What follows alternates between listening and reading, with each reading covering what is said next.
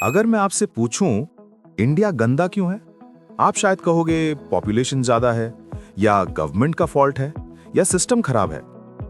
लेकिन अगर सच थोड़ा अनकंफर्टेबल हो तो क्या प्रॉब्लम सिस्टम से ज्यादा हम खुद हैं? एक एक्सपेरिमेंट हुआ। एक ही शहर में दो अलग मोहल्ले लिए गए। एक में गवर्नमेंट ने रात भर में पूरी सफाई करवा दी, नई डस्टबिन्स, साफ सड़कें, पेंटेड फुटपाथ्स। दूसरे में कुछ नहीं बदला। सिर्फ 3 हफ्ते में पहले मोहल्ले में कचरा फेंकना 60% तक कम हो गया, बिना किसी फाइन के, बिना किसी अवेयरनेस कैंपेन के, बिना किसी स्वच्छ भारत पोस्टर के। और दूसरे में वही पुराना हाल। तो मतलब ये नहीं था कि लोगों को पता नहीं था कि कचरा नहीं फेंकना चाहिए।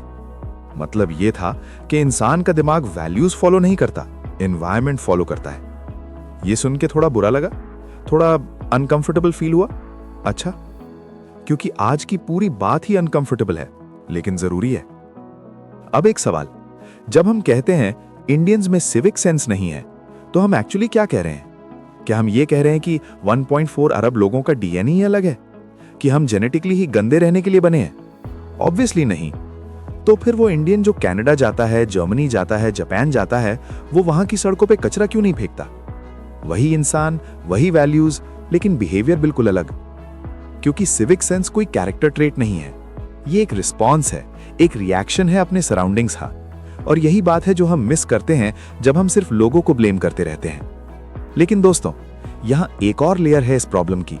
सिर्फ सिस्टम को ब्लेम करना भी गलत है। सच ये है कि 3 चीजें एक साथ काम करती हैं, और तीनों एक दूसरे से इतनी गहरी तरह जुड़ी हैं कि एक को सुलझाए बिना बाकी 2 नहीं सुलझेंगे। आज मैं आपको वो तीनों चीजें बताऊंगा जो स्कूल में नहीं पढ़ाते, मीडिया डिस्कस नहीं करता, और पॉलिटिशियंस तो बिल्कुल ही बात नहीं करते। पहली चीज है जाति और क्लास का घाव। यह सुनने में अलग लगेगा कि सफाई और जाति का क्या कनेक्शन, लेकिन दोस्तों, यह कनेक्शन बहुत गहरा है। हमारे देश में सदियों में सफाई का काम एक स्पेसिफिक वर्ग के लोगों के लिए छोड़ दिया गया। इसका मतलब सिर्फ ये नहीं था कि उन्हें यह काम करना पड़ता था, इसका मतलब यह भी था कि बाकी सब ने अपने दिमाग में यह बिठा लिया कि सफाई मेरा काम नहीं है। सोचो, स्कूल में कौन साफ करता था? एक खास भैया आते थे। घर में कौन साफ करता है? काम वाली दीदी आती हैं। ऑफिस में कौन साफ करता है? Housekeeping staff. हम कभी खुद नहीं करते। और इस वजह से एक बहुत खतरनाक चीज हुई। हमने अपनी आइडेंटिटी को सफाई करने से बिल्कुल अलग कर ली, मेंटली, फिजिकली और कंप्लीटली। डेवलप्ड कंट्रीज में ऐसा नहीं है। वहां एक डॉक्टर भी अपनी डस्टबिन खुद बाहर रखता है, एक प्रोफेसर अपने बाथरूम की सफाई खुद करता है, क्योंकि उनके लिए सफाई करना डिग्निटी के अगेंस्ट नहीं है।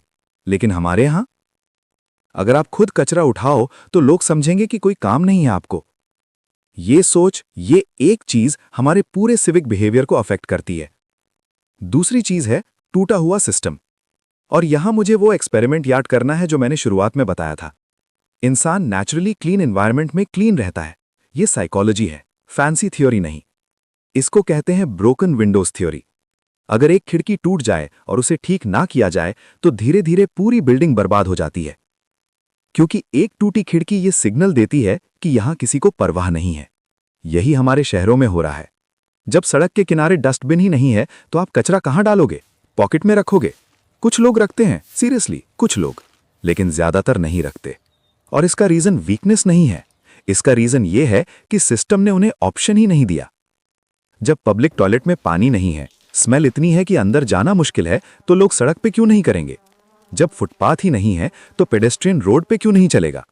जब लेन मार्किंग साफ नहीं है तो ड्राइवर लेन में कैसे चलेगा? हम लोगों से सिविलाइज्ड बिहेवियर एक्सपेक्ट करते हैं, अनसिविलाइज्ड इंफ्रास्ट्रक्चर देके, और फिर ब्लेम करते हैं लोगों को। यह एक विश्वस साइकिल है।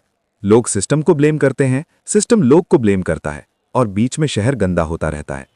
लेकिन इसका मतलब यह नहीं कि हम कुछ नहीं कर सकते, क्योंकि एक चीज है, एक सीधी सी चीज जो आप आज से शुरू कर सकते हो।